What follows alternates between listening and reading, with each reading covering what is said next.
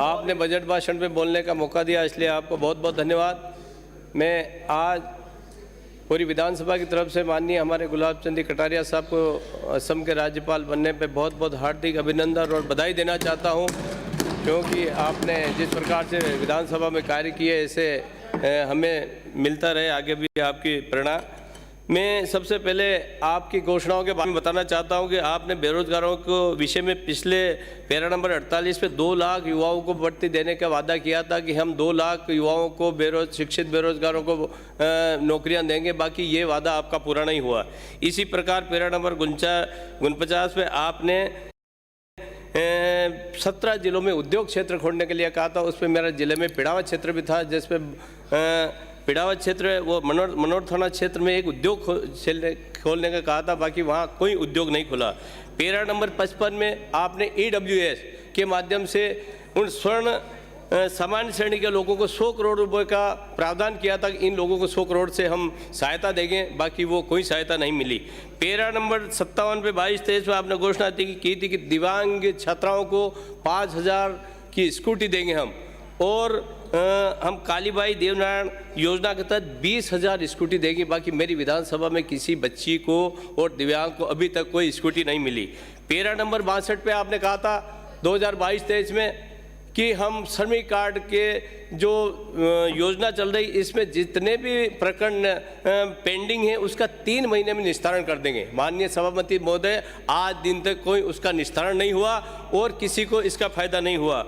मैं आपका ध्यान आकर्षण करना चाहता हूँ, जो MLA लेड में जो 10 करोड़ रुपए मिलता है वो मात्र आपने जिला कलेक्टर को और एक्शन को उसका पावर दे दिया और MLA से अपना पावर छीन लिया। मैं मांग करता हूं कि 10 करोड़ की जगह 20 करोड़ किया जाए और MLA की अनुशंसा पे वो कार्य हुआ जाए। उन अधिकारियों को पता नहीं कि क्षेत्र में क्या काम हो रहा है और क्या कमी है। और हमारे क्षेत्र में जिस प्रकार से पहले हैंडपंप एक विधायक को 50 हैंडपंप देते थे, वो आपने बंद कर दिए। जल जीवन मिशन के माध्यम से सारी सड़कें टूट गई और गाँवों में पानी नहीं मिल रहा है, त्राहिमाम मच रही है। तो मैं आपको सदन के माध्यम से अवगत कराना चाहता हूं कि उनको करीब 50 हैंडपंप प्रत्येक विधायक को दिया जाए। मेरे क्षेत्र में सबसे पहले मेरी विधानसभा क्षेत्र के बारे में आता हूं कि भवानी मंडी में करीब 75,000 की आबादी है।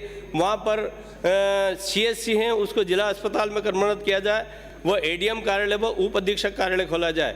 पचपाड़ में आपने एक इंग्लिश मीडियम स्कूल खोला, जो हिंदी मीडियम बंद कर दिया। उस स्कूल में हिंदी मीडियम स्कूल खोला जाए ताकि वहाँ के बच्चे को इसका फ़ायदा मिल सके।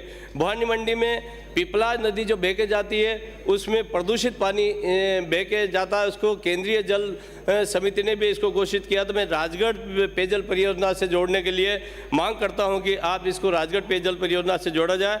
नगर पालिका भवानी मंडी में एक आनंद कॉटन मिल के नाम से बहुत बड़ा घपला है। 156 बीघा महाराजा झालावाड़ ने जमीन दी थी दान में, उसको नगर पालिका ने 90 क करके वो जमीन एक निजी एक व्यक्ति को दे दी गई है। इस पर रोक लगाई जाए ताकि वहाँ की नगर पालिका के साथ में धोखा नहीं हो और वहाँ की जनता को फायदा मिले।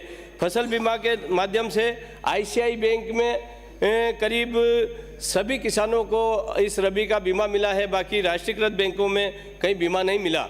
मैं आपसे मांग करना चाहता हूं कि हमारे क्षेत्र में भी पाला गिरा है और पिछले सोयाबीन का मुआवजा भी बाकी है, तो जो सोयाबीन का मुआवजा भी मिले और जो आपका सभी बैंकों में इसका मुआवजा दिया जाए।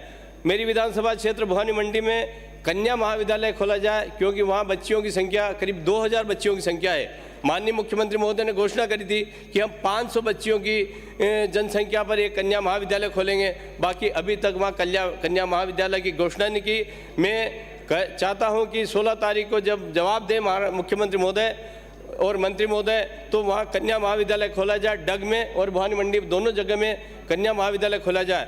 डग में नगर पालिका क्षेत्र खोला जाए, डग विधानसभा है और वहाँ करीब 15-20 हज़ार की आबादी है, तो वहाँ नगर पालिका क्षेत्र खोला जाए ताकि एक 10,000 की आबादी में आप नगर पालिका क्षेत्र खोलते हैं तो डग को नगर पालिका क्षेत्र खोला जाए। भवानी मंडी झालावाड़ जिले की दूरी मेरे करीब क्षेत्र विधानसभा क्षेत्र करीब 150 किलोमीटर लंबा क्षेत्र है, तो मैं मांग करता हूँ कि भवानी मंडी को जिला घोषित किया जाए। शिक्षा के क्षेत्र में आपको बताना चाहता हूँ कि शिक्षा के क्षेत्र में काफ़ी कमियां हैं। मैं अभी कस्तूरबा गांधी महाविद्यालय 11 तारीख को मैं यहाँ से विधानसभा में जाने के बाद से कस्तूरबा गांधी महाविद्यालय में गया। कस्तूरबा गांधी में करीब 200 बच्चे अध्ययनरत थे। वहाँ पे 2 बच्चियाँ तड़प रही थी। उन अधिकारियों को पता नहीं है। मैं जाके मेरी गाड़ी से जाके अस्पताल में भर्ती कराया और अस्पताल में ले जाके मैंने खुद ने इलाज कराई। ये व्यवस्था है, ये कानून व्यवस्था बिल्कुल बिगड़ रही है।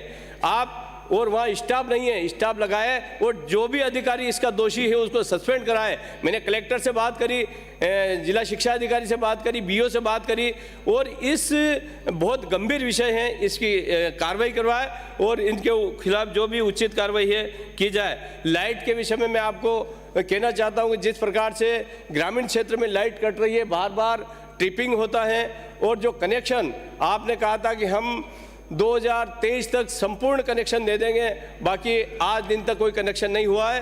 मात्र 900 डिमांड राशि के लगभग जमा हुई, इसमें से 15 या 20 कनेक्शन दिए। कोई सामान नहीं है, डीपी नहीं है। हमारे क्षेत्र में किसान परेशान हो रही हैं। जिस प्रकार से लाइट जाती है 8-8 घंटे 9-9 घंटे लाइट जाती है, 24 घंटे में से 8-8 घंटे 9-9 घंटे लाइट बंद रहती है। मैं मांग करता हूं कि आप बड़े बड़े वादे करते हैं कि हम निःशुल्क बिजली देंगे, और आप काहे की निःशुल्क बिजली दोगे। महाराज साहब ने, हमारी वसुंधरा राजे सिंधिया ने पहले 833 रुपये प्रति माह देने का काम किया था, उसको आपने 3 साल से बंद रखा और अब आप ये लोक लुभावनी बजट में घोषणाएं कर रहे हैं। मैं मांग करता हूं कि समय पर बिजली दी जाए। और सबसे बड़ी एक समस्या और हमारे क्षेत्र में पानी की है, जो अब डैम, मेरे क्षेत्र में नदियां बह जाती है 2-2, 3-3। चोमेला क्षेत्र में एक बड़ा बांध बनाया जाए। मैं माननीय मंत्री महोदय से निवेदन करना चाहता हूं कि ये डैम की घोषणा की जाए। जब आप घोषणा करें तो इसमें डैम की घोषणा की जाए और मेरे क्षेत्र में करीब 10-12 रोड सड़क जो वंचित है उसको इससे जोड़ा जाए। एक और आपने घोषणा करी कि 350 की आबादी पे हम रोड देंगे, तो इसकी जगह आप 250 करें, क्योंकि 350 में काफ़ी गांव बच जाएगा। वो भी 2011 की जनगणना वो 2021 से जोड़े। अगर 2021 से जोड़ेंगे तो 350 में बहुत सारे गांव आ जाएगा, तो उसको 2021 करें। मेरे क्षेत्र में जो गांव बाकी है, लाका खेड़ी परमार, बोरखेड़ी, करमचंद, सगतपुर, करनालिया, घटिया, बिरमा खेड़ी, गरडा, हड़मतिया मेरा, डोबड़ा, मेंदिया खेड़ी, दाता खेड़ा, खेजड़िया खाल, टूंगनी और मेहरपुरा, बांडी और गणेशपुरा आदि गांवों में बड़ी आवश्यकता है। इन गांवों को सड़कों से जोड़ा जाए। और जो क्षेत्र में, मेरे क्षेत्र में एक स्टेट हाईवे निकल रहा है, वो स्टेट हाईवे की ये स्थिति है कि उस पर आम आदमी चल नहीं पाता है, 5-5 टोल है। तो माननीय मंत्री महोदय से मैं निवेदन करना चाहता हूँ उसकी जांच करवाए। और जो रोड बना था आज उसको 10 साल हो गए, मात्र पेच वर्क ही हो रहा है, उस पेच ही पेच चल रहा है, उसके ऊपर कोई आज दिन तक डामर नहीं हुआ। वो सड़क बिल्कुल टूट चुकी है। मैं आपका ध्यान आकर्षण कराना चाहता हूँ उस सड़क को बनाए और सड़क को बनाकर उसको बिल्कुल सुदृढ़ीकरण कराए। और जिस प्रकार से हमारे क्षेत्र में ये कृषि के मामले में बड़ी दिक्कत है, कृषि मंडियों में हमारे डग, जो कृषि मंडी आपने घोषित करी थी पिछले बजट में, बाकी मात्र घोषणा ही रह गई। कृषि मेन मंडी घोषणा करी, न तो उसमें कोई चुनाव हुआ, न कोई अधिकारी लगे, न उसका कोई कृषि उपज मंडी का उसका दर्जा मिला, तो उसको मेन स्वतंत्र कृषि उपज मंडी की जाए। और जिस प्रकार से आपने जो घोषणाएं करी, ये सिर्फ एक लोक लुभावनी घोषणाएं हैं, इनको धरातल पर उतारे। शिक्षित बेरोजगारों के बारे में मैं कहना चाहता हूं कि जिस प्रकार से कई बेरोजगार आज भी घूम रहे हैं। मंगलवार दिनांक 14 फरवरी 2023 के प्रातः